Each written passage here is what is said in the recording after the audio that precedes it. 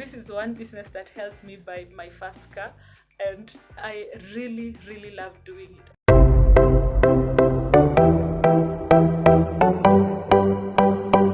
Hi and welcome to this channel. My name is Gibion. On this video, I'm talking about a business that has made me money over the years. This is one business that can make you rich based on its profitability and the ease of doing it. Stay tuned to the end. If you're new here, you're much welcome. Kindly consider subscribing and hitting that notification button so that you don't miss on anything. I am one person who believes in setting up something in your mind before implementing it physically. And this is the strategy that I use when thinking of a business. Once you think of a business, set it up first in your mind and get the whole picture in you so that you will have a clear image of what you want. When I talk of the office supplies business, it is a business that entails so much and you must be really passionate about it before you begin it. So don't you begin a business if you're not passionate about, because you will get tired and quit in the middle. This office supplies business that I'm talking about, it's something to do with supplying computers, toners, projectors, projector boards, whiteboards, these larger equipments that are used in the offices. I don't mean the smaller pens and all that, which is also something that you can involve in that, but in this video I want to concentrate on the larger office supplies, if you know what I mean.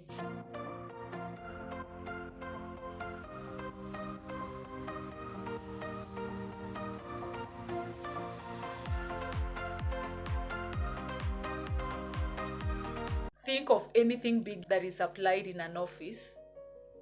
That's what I'm talking about. I'm basing this video on my personal experience. So if you have a different experience, don't mind. This is my personal experience that I am airing in this video. When I'm talking about office supplies, the number one thing that I factor in mind is marketing.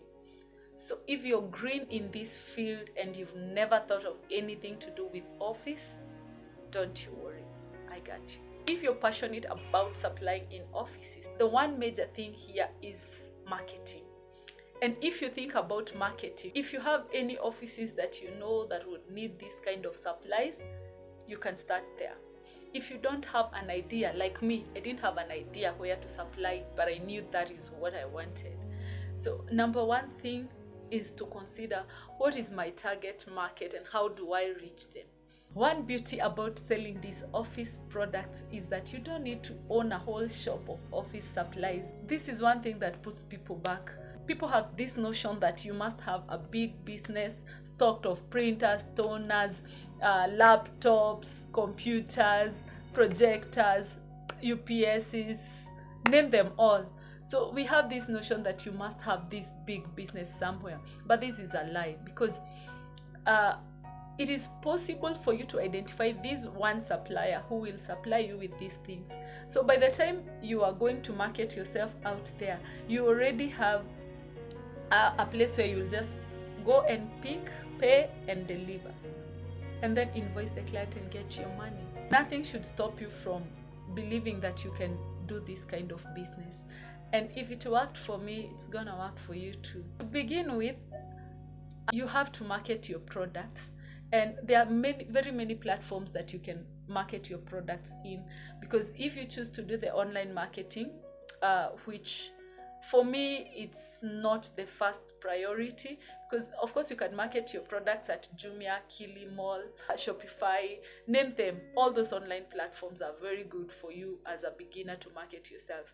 But the only thing that I don't like about them is that you don't get the one-on-one with your client, because the client will go direct to the company and then the company will reach out to you to supply. So that is the only off for me on that area. So for me, I have always preferred doing telemarketing or door-to-door, and that means telemarketing is where you get the directory. Directories are free in the post offices, so you have no excuse. And lately most of the businesses are registered online, so you can just look for the contacts online if you want to reach out to a specific group of people. So The reason why I prefer telemarketing is because you will get to understand your client more, and if the client wants to work with you, they will tell you yes or no. So you will just move on to the next one, or you will really understand your client on this one. The next very effective for me is door-to-door. This is where you print your business card, your flyers or brochures or company catalog and take to your client. And note that you don't have to have a business to have a company catalog. So I say that all you need to do is to identify your supplier who will be supplying all these things, and then you will act as the marketer. And once you get the orders, you will go buy these products from your supplier and supply them to the company who is your client. After the telemarketing, after the door-to-door marketing, you're definite to get a client, even if it's one. That is the very first step. And you could get one client who only wants a laptop mouse, and a mouse could be something very little to you. But let me tell you, today it will be one mouse, tomorrow it will be a laptop, and that's how you get your clients to trust you. So please don't belittle an order from a client if they just ask for something tiny and you think they're joking. That is where it all begins. For me, I believe the very first order I got from the office supplies was a laptop. That was on the high, because this is someone that I had marketed door to door. I had taken by business cards, and one day they struggled in their office and they were looking for a supplier, and they came across my business card. It was several months after I had visited the office, and when they saw my business card, they asked me, "Hi, can you deliver some laptops to our office?" And I said, "Of course, yes." Note that I didn't have any laptops. I didn't have a physical shop, but I told them that I can supply. So they asked me for specific laptops, and they also asked me to give them ideas, which I did. After giving them the ideas and the quotations, they told me to supply. And this is how I began. I supplied one laptop to begin with, and after that, I believe in 1 week, they asked me to supply 4 more. And I continued like that. I supplied printers and so many other things, and they referred me to other companies. That is why I'm telling you, marketing could only be for a season, and then you find that these clients are referring you to their clients, their friends, their relatives, and you get a whole big market that you can't even satisfy. In my case, I started with door-to-door and telemarketing, and this really worked for me, and it can work for you too. One thing that you must invest in, or purpose to invest in, if you're starting a supplies business, is investing in an ATM machine, because this could be a big setback for you if you're starting off without it. But in case you don't have an ATM machine, you can partner with a company which has this. If it's someone you trust, you can partner with a company which has an ATM machine, and once the payments are made, definitely they can pay you. This should be someone you really trust.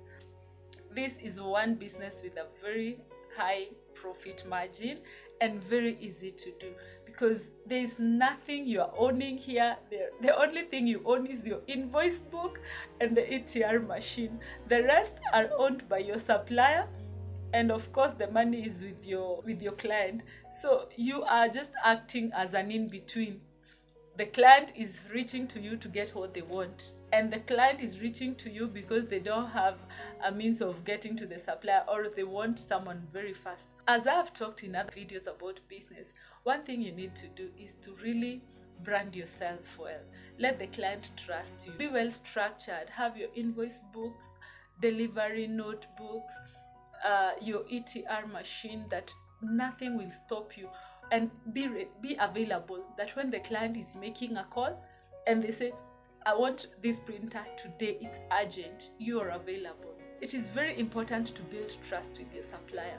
For me, the people that I have worked with, I have measured on like 2 or 3 suppliers who I really know that will not let me down and who are fully stocked for what I have to deliver. Once I'm not in town and my client wants something, my supplier is able to give an Uber or a delivery guy to deliver for me, and everything is in order, and I will do the rest when I come back.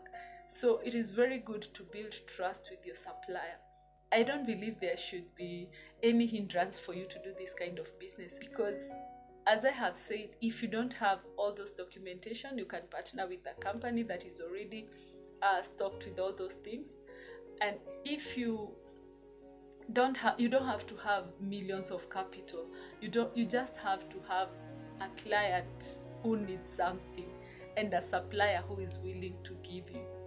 When I got this supplies business, I believe that is the time that I also understood about these office equipments like the printers. It's not that I have had some sort of education about what printers are, what laptops are, their features and all. No, it's all about understanding what the clients want and going out there to the market and getting to understand the good and then supply it. I believe that every one of us can do this business, and it is something that can make you good money, very good money.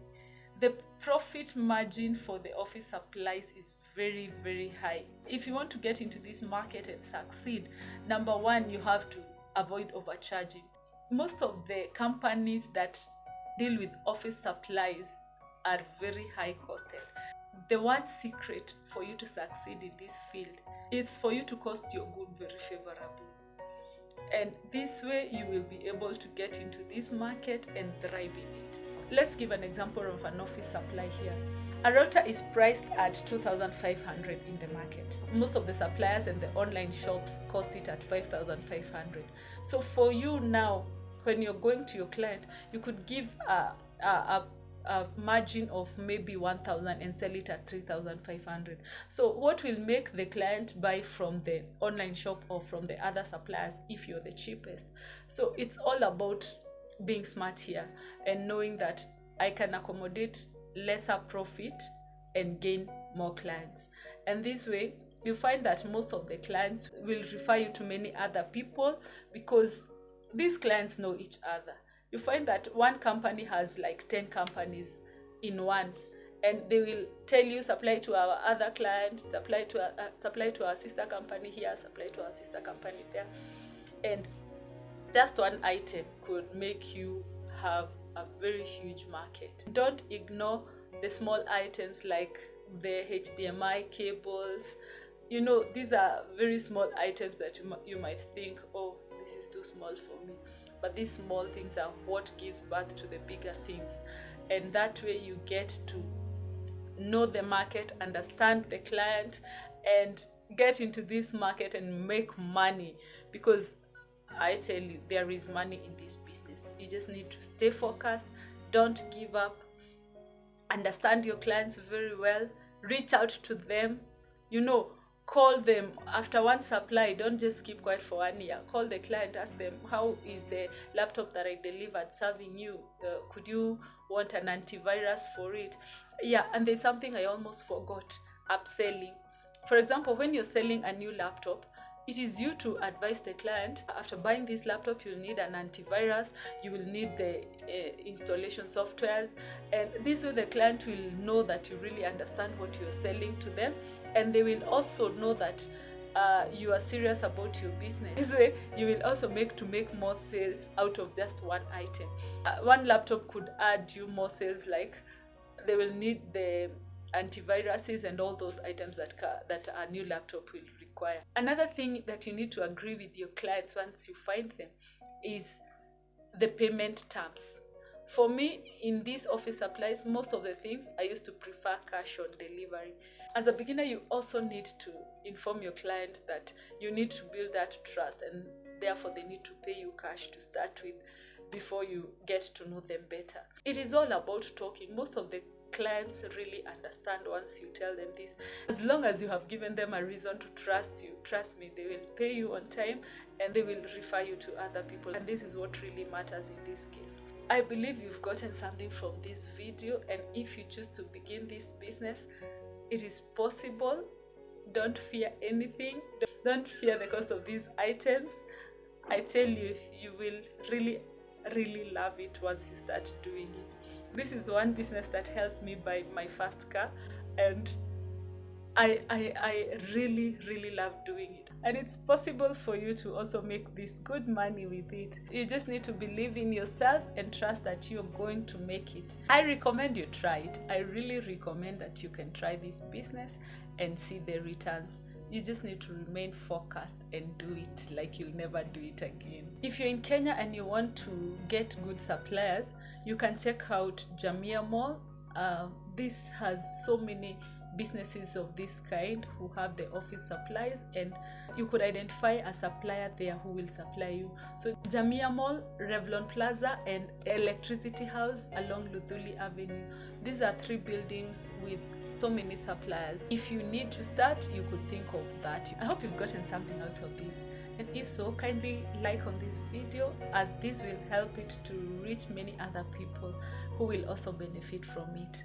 And if you have come to this far, thank you so much for watching to the end. I've come to the end of this one, and I believe that with time I'm going to bring up more ideas of the businesses that I have done or I still do that are really beneficial, because I believe that the market is so wide. One person cannot exhaust a whole market. We just need to keep helping each other to grow together. Until the next one, goodbye.